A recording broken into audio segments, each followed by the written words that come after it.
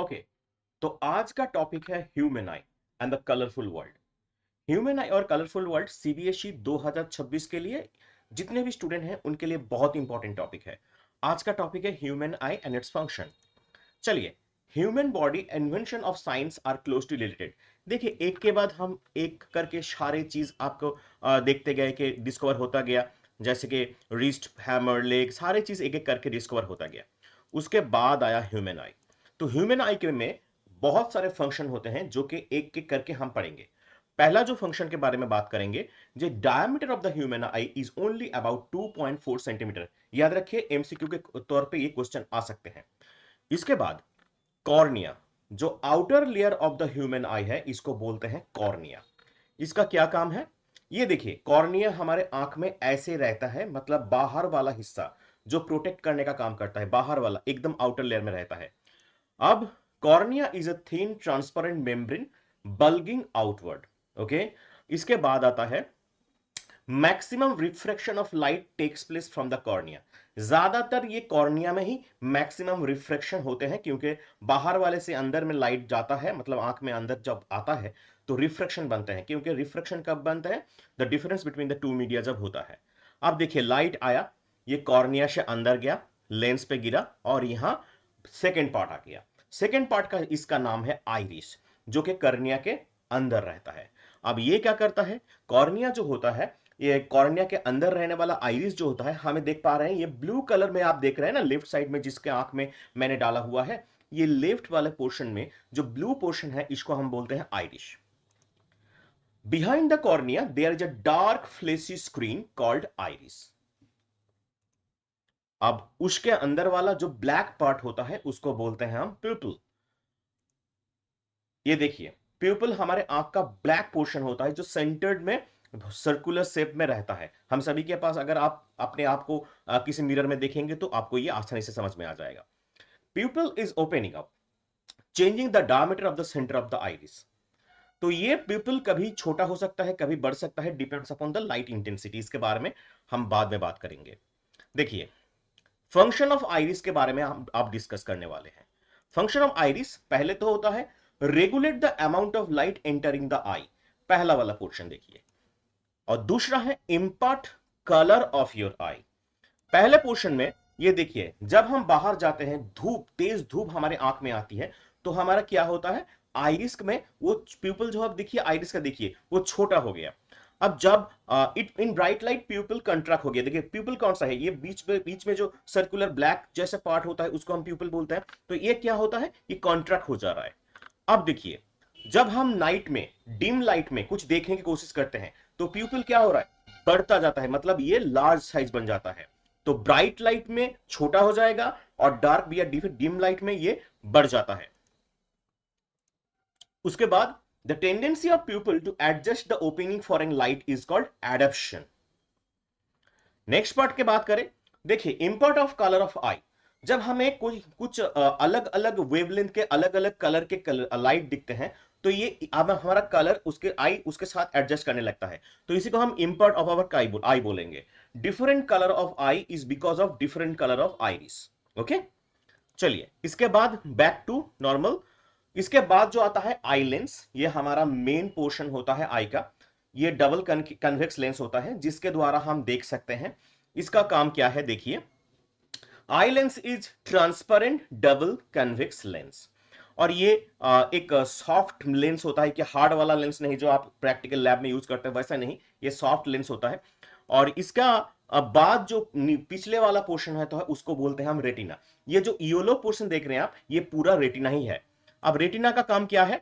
The screen on which image is formed in the I is called retina. Okay, यहां पर क्या बनता है? जो आप देखते हैं उसका इमेज बनता है। और ये इमेज कैसे होता है? उल्टा होता है, मैं आपको नेक्स्ट में बताऊंगा।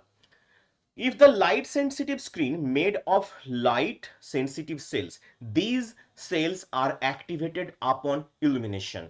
अब ये रेटिना की अगर बात करें, तो रेटिना में दो तरह के सेल होते हैं, एक तो रॉड सेल और दूसरा है कोन सेल। रॉड सेल क्या होता है? देख लीजिए, रॉड और cone. Rod are the responsible for adjusting our eye to different intensity of light. Rod cell का काम होता है जो different different intensity of light आता है उसके लिए हमारे आई को एडजस्ट करना। और कोन सेल का काम क्या होता है? Cone are the responsible for the perception of colour. Perception of colour के लिए कोन सेल को हम इस्तेमाल करते हैं। तो इसका दो यूजेस आ सकता है, आपको याद रखना है, दोनों ही यूजेस एग्जाम में पूछा जा सकता है। इसके बाद ऑप्टिकल नर्व है। ये ऑप्टिकल नर्व का काम क्या है? देखिए, जब हमारे रेटिना में इमेज बनते हैं तो ये इमेज डेफिनेटली वेव की तरह काम करते हैं। तो ये ऑप्टिकल जो नर्व होते हैं ये इलेक्ट्रिकल सिग्नल को ब्रेन में पहुंचाते हैं। ये इलेक्ट्रिकल सिग्नल को क्या करते हैं? ब्रेन में पहुंचाते हैं। नेक्स्ट और एक इंपॉर्टेंट पार्ट है एक्वस ह्यूमर। एक्वस ह्यूमर हमारे आंख का आइरिश डेफिनेटली और लेंस और डेफिनेटली हमारा जो बाहर वाला हिस्सा है उसके फर्स्ट स्ट्रिप के अंदर रहता है। इसका काम क्या है?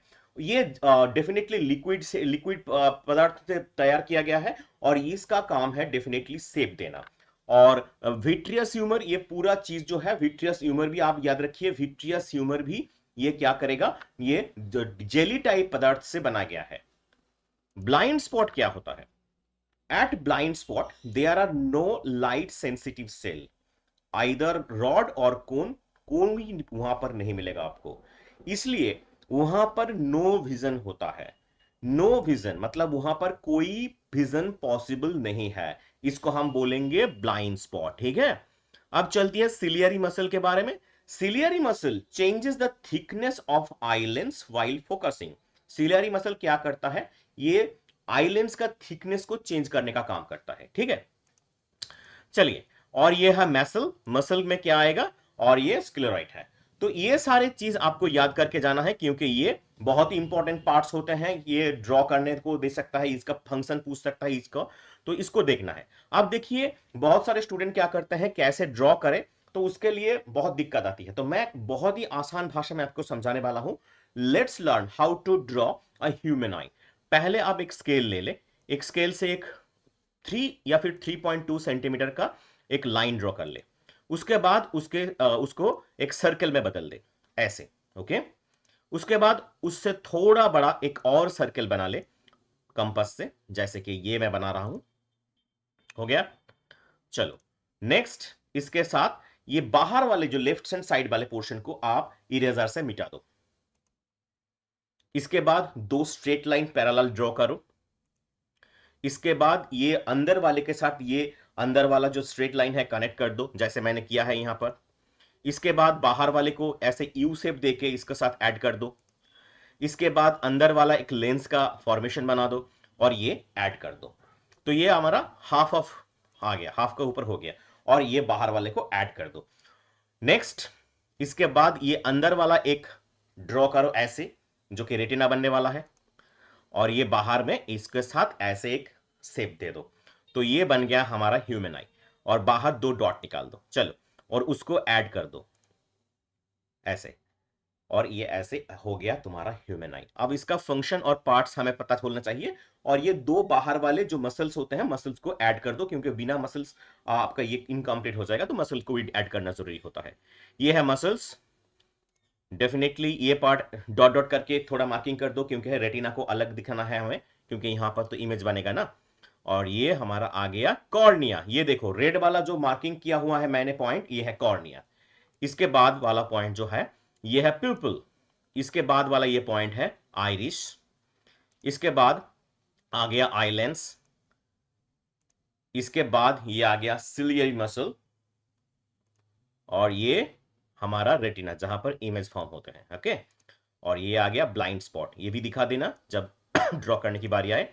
और ये है ऑप्टिकल नर्व, जहां से इलेक्ट्रिकल सिग्नल के द्वारा इमेज को कहां भेज दें हम? दिमाग में, ब्रेन में। चलो नेक्स्ट, ये तुम्हारा complete how to draw human eye एकदम आसानी से तैयार हो गया। और ये पूरा मार्किंग ऐसे ही करना है, अगर ऐसे ड्रॉ किया, मार्किंग किया, तो कोई भी नहीं यहां से नंबर कटने वाला, पूरा का पूरा नंबर तुमको आसानी से मिल जा सकता है।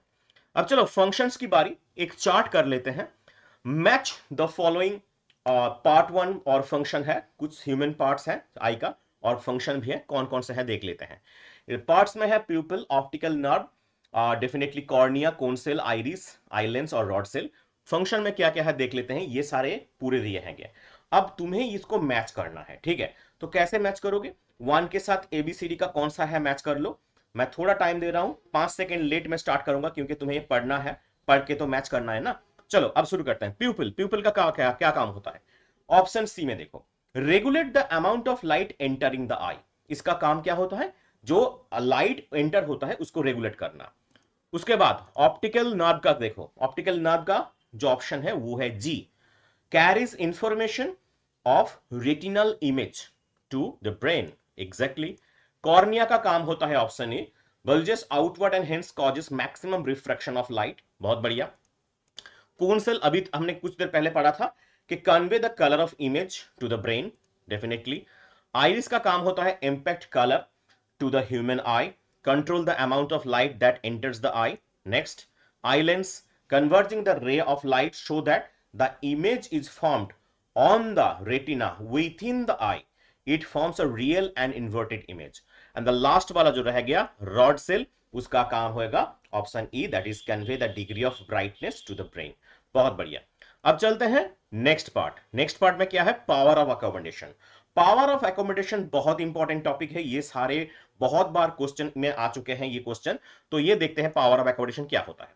The capacity of lens to change its focal length as per need is called the power of accommodation. मतलब क्या है इसका? जब हमारा जो ये प्यूपिल है, ये लेंस है, फोकल लेंथ है इसका, तो ये लेंस का जो फोकल लेंथ है ये जरूरत के टाइम बढ़ जाएगा और घट जाएगा। जब हमारे आंख में कोई तेज रोशनी आएगी तब क्या होगा? दूर का कुछ देखने की कोशिश करेंगे तब क्या होगा? पास का कोई चीज देखने की कोशिश करेंगे तब क्या होगा? इसके ऊपर ये कैपेसिटी ऑफ चेंज, मतलब ये फोकल लेंथ चेंज होता रहेगा। इसी को हम क्या बोलेंगे? Power of accommodation. देखिए, फार अवे अगर ऑब्जेक्ट हुआ, ये हमारा ह्यूमन आई और ये बन गया लेंस, ये आ गया रे, तो रे क्या करेगा? जब दूर से कोई चीज देखने की कोशिश करेंगे तब क्या करेगा? ये बढ़ जाएगा। देखिए कैसे बढ़ता है ये दोनों तरफ ऐसे बढ़ जाएगा। देखिए ये गया बढ़। तो जब ये बढ़ जाएगा तब हमारे आंख में पीछे जो रेटिना होता है वहां पर जाके इमेज फॉर्म होगा। ओके, समझ में आ गया होगा। while seeing object in at large infinite distance the lens of eye becomes flat। देखिए पहले जो था वो बढ़ के फ्लैट हो गया, एंड द फोकल लेंथ क्या हो गया? इंक्रीज हो गया। बहुत बढ़िया। अब देखते हैं, अब जब पास की कोई चीज हमें देखने की कोशिश करेंगे, कोई नियर ऑब्जेक्ट, तब क्या होगा? ये नियर बाई ऑब्जेक्ट देखने के टाइम ये क्या हो जाएगा? दोनों तरफ कॉन्ट्रैक्ट हो जाएंगे। देखिए ये दोनों तरफ से कॉन्ट्रैक्ट हो जाएंगे। कॉन्ट्रैक्ट होके ये क्या बनेगा? ये ऐसे आ जाएगा। while seeing the near object the lens become more rounded and its focal length क्या हो जाएगा? घट जाएगा। इसका फोकल लेंथ क्या हो जाएगा? घट जाएगा। तो यही था पावर ऑफ एकोमोडेशन का कॉन्सेप्ट। आप देखते हैं, the minimum distance of an object for a normal I at which it is clearly visible without stress of the I is called the minimum distance of distinct vision. ये कितने distance में रहता है? 25 centimetre normal आई के लिए, near point होता है 25 centimetre, far point के लिए इनफाइनाइट। तो ये बहुत याद रखिएगा। यही था हमारा फर्स्ट पार्ट।